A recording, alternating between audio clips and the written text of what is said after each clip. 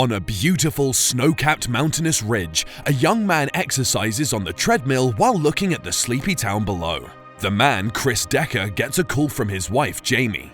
Jamie wants Chris to sign the alimony papers and send them to her. The couple has recently divorced, but Chris regrets not fighting harder to keep his wife and child, Willow. Jamie explains that she has moved on, and so should Chris. Later that evening, Chris is at a convenience store when he notices a dripping wet girl. The girl asks him for help choosing the perfect wine for a bad day. Chris gives his recommendation and the girl, Sky, leaves. Outside, Chris finds Sky swearing in frustration as her Uber ride has been cancelled.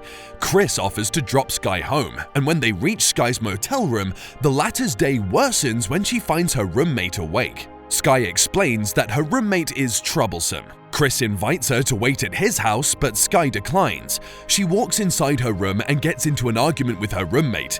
When she steps outside, she finds Chris waiting and accepts his offer. As the evening goes on, Chris and Sky get close and become intimate. In the morning, Chris finds that Sky has left. Sky returns to the motel where the manager, Ronald, mocks her for sleeping outside. Sky gets into the motel and ignores her roommate Lisa's questions about where she spent the night. That day, Chris reminisces about his married life and misses his daughter.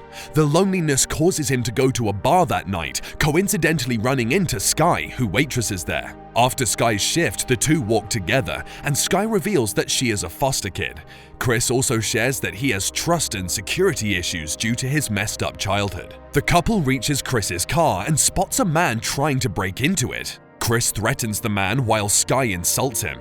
The man, Kiju, advances menacingly towards the couple and breaks Chris's leg before running away. Sky brings Chris home the following morning in a wheelchair. Chris wants to get a care nurse, but Sky volunteers to take care of him as she feels guilty for being the reason Kiju attacked him.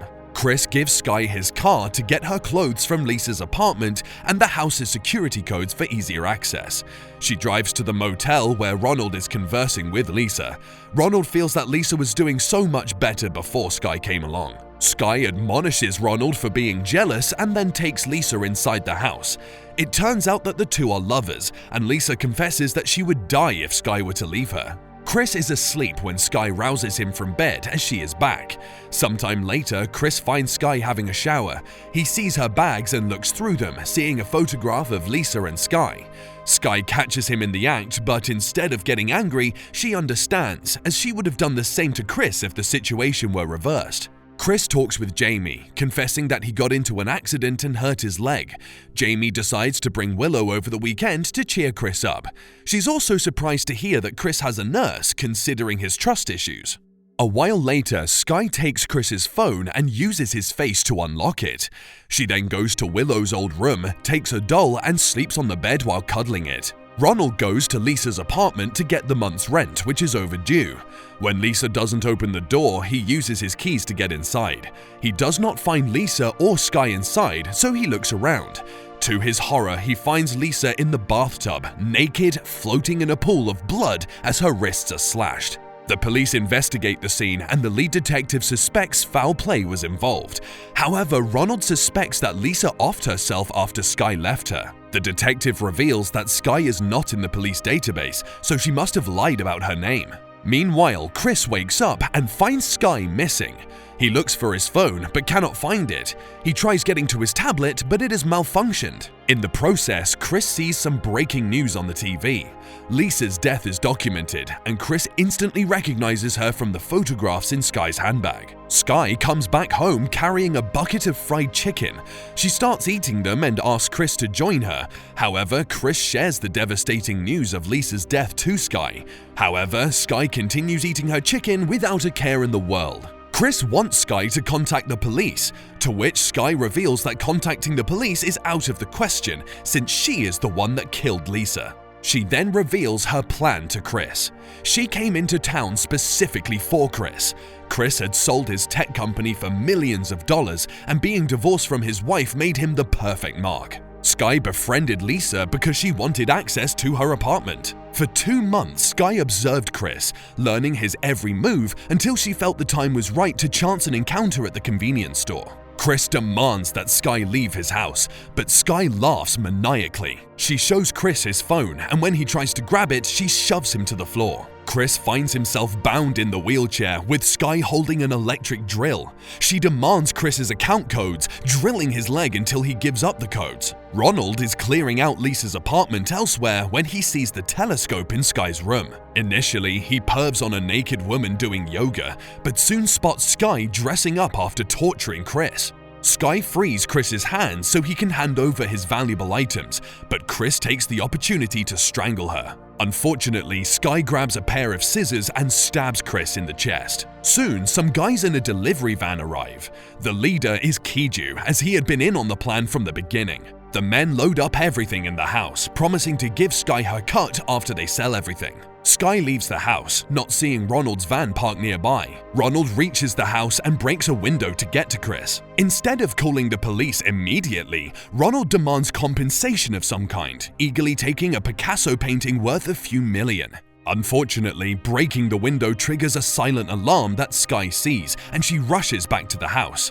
Ronald doesn't use phones as he fears getting brain cancer, but before he can get to the landline, Skye returns. She chases after Ronald in the house while Chris frees himself and rushes outside. Fortunately, Skye is so engrossed in killing Ronald with a sword that she doesn't hear Chris running away. Chris hops on his snowmobile and leaves the area while Ronald screams in the background. Due to his panicked state, Chris hits a log and falls onto the road. He is found by a man, Sebastian, who takes him into his car and calls the authorities. When the authorities ask where Chris is, he is horrified to see that he is back at his house and a bloody Skye is waiting for them. Sebastian knocks him unconscious. When Chris regains consciousness, he is bound to the wheelchair again. Sebastian is Skye's stepfather, and he is the one who taught her how to scam people. Skye goes to clean up, leaving the men alone. Sebastian brings Chris by the window, explaining that everyone in the town below wishes doom for the pompous rich people in the mountains. Sebastian cuts off Chris's thumb to access the bank where Chris's bearer bonds are. After he leaves, Chris reveals that he would have given Skye everything had she asked, as he was in love with her. Soon, Jamie and Willow arrive. Willow rushes to her bedroom while Jamie investigates and discovers something is wrong. She calls out for Willow, who comes back carried by Skye. Skye claims that Chris is sleeping, so the two should come later. However, Jamie threatens to call the police, prompting Skye to call Sebastian. Jamie and Willow are locked in a room where a beaten-up Chris is lying on the floor. Chris reunites with his family, explaining everything that has happened. The couple sees a vent and removes the grill, allowing Willow to sneak out. Meanwhile, Sebastian and Skye go to the bank, posing as the real Deckers.